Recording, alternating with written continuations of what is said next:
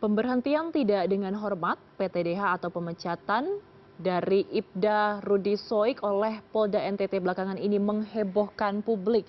Pasalnya, alasan pemecatan Ibda Rudi Soik disebut-sebut dilakukan setelah ia menyelidiki kasus mafia bahan bakar minyak atau BBM subsidi jenis solar di NTT. Dan untuk mengetahui perkembangan kasusnya, kita telah terhubung dengan Ermelina Singerita, kuasa hukum Ibda Rudi Soik. Selamat malam Mbak Ermelina, terima kasih atas waktunya. Ya, selamat malam Mbak. Oke, Mbak Ermelina, kita sedikit merunut kasus ini dulu ya di awal. Jadi pada Oktober lalu Ibda Rudi ini mendapatkan sanksi pemberhentian tidak dengan hormat. Kita ingin mengetahui terlebih dahulu Mbak, kronologi pemecatan Ibda Rudi ini seperti apa?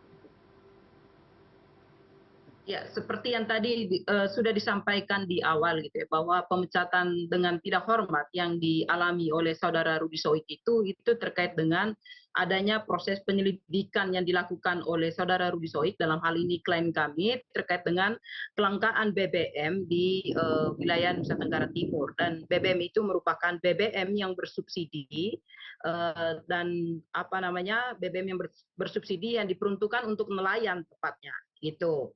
Dari proses penyelidikan itu akhirnya saudara Rudi Soik yang dalam hal ini kliennya kami itu mendapatkan temuan bahwa ada penimbunan di salah satu tempat, di beberapa tempat terkait dengan BBM bersubsidi tersebut gitu. Dan karena itu dia melakukan pemasangan polis lain di TKP dan dampak dari dia melakukan pemasangan polis lain di TKP itu sehingga akhirnya dia disidangkan dan secara keputusan dari tim kode etik Polri Polda NTT itu memutuskan saudara Rudi Soik dengan tidak hormat gitu.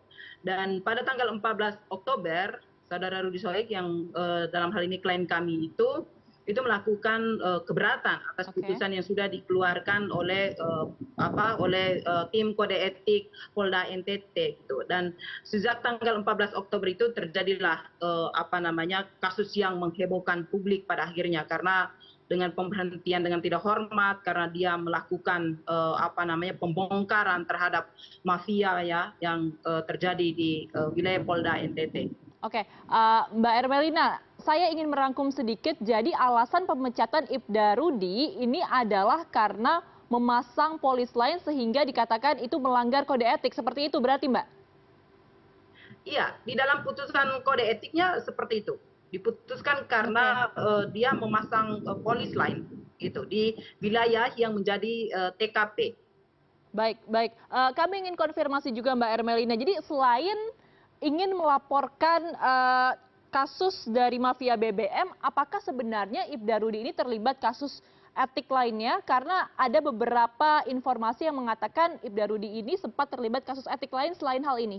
Ada atau tidak, Mbak? Kalau itu sih kami tidak kita tidak mendapatkan sebagai tim penasihat hukumnya saudara Rudi Soik, kami tidak mendapatkan informasi terkait dengan itu gitu. Tapi kami mendapatkan informasi bahwa saudara Rudi Soik dipecat karena dia memasang polis lain di wilayah yang di tempat yang menjadi TKP. Oke, ada informasi juga yang mengatakan Ibda Rudi disebut punya catatan kriminal, itu betul atau tidak, Mbak?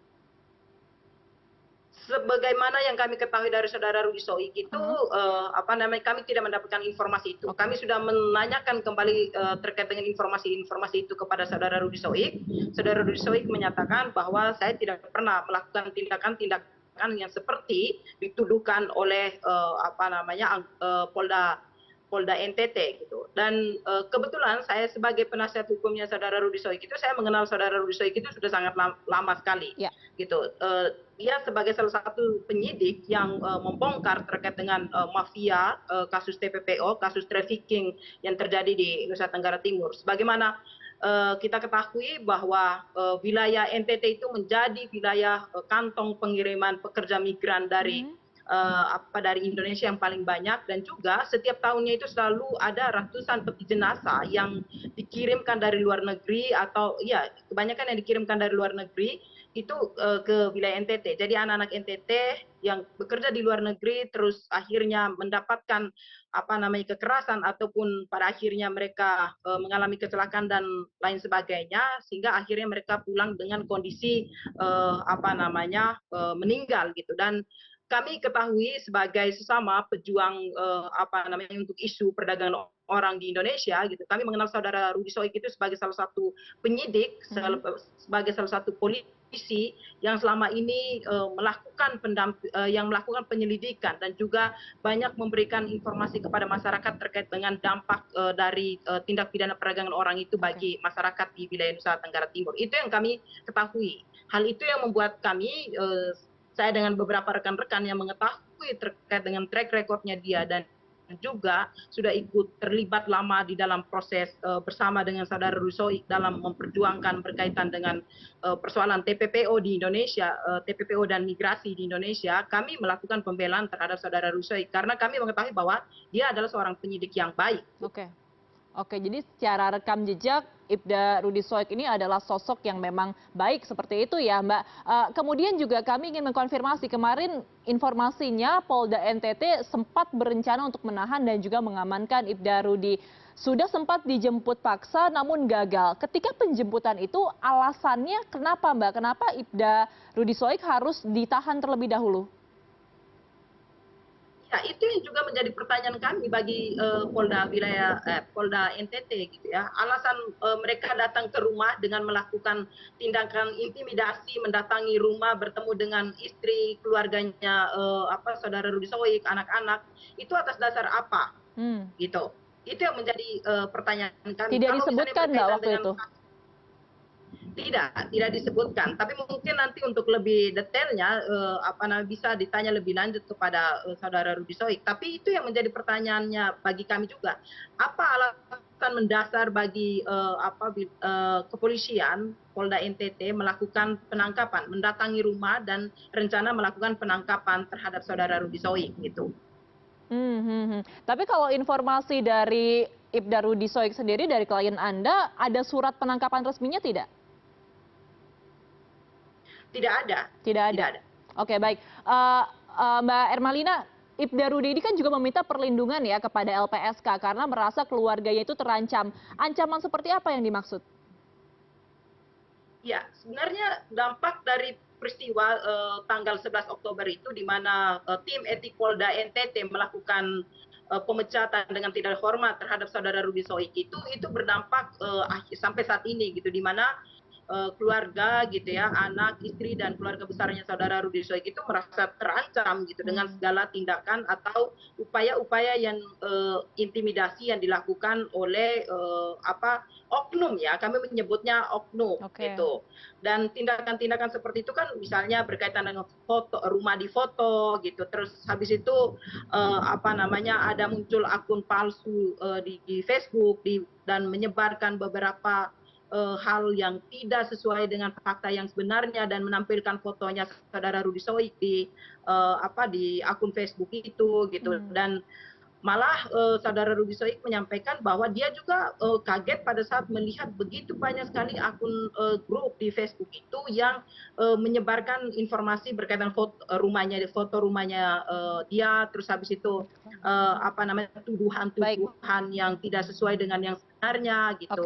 Terus selain itu juga ada ancaman-ancaman yang lain, misalnya drone yang selalu ada di atas rumahnya dia gitu. Itu sih, Mbak.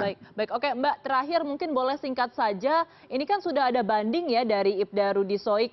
Nah, tujuan dari proses banding ini apa? Apakah Ibda Rudi ingin kembali ke institusi Polri atau seperti apa tujuannya?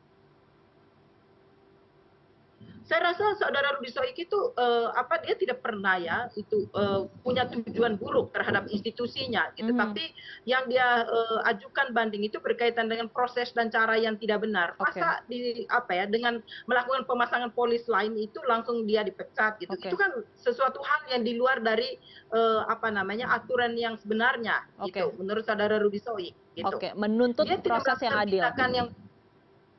Iya, gitu. Dia tidak melakukan tindakan yang berdampak besar loh, gitu. Dia seorang penyidik yang berusaha untuk mengamankan suatu peristiwa hukum dan mencoba untuk mengamankan barang bukti dan lain sebagainya. Itu saja. Oke, Gitu. baik, Tapi kenapa sampai dia ditahan?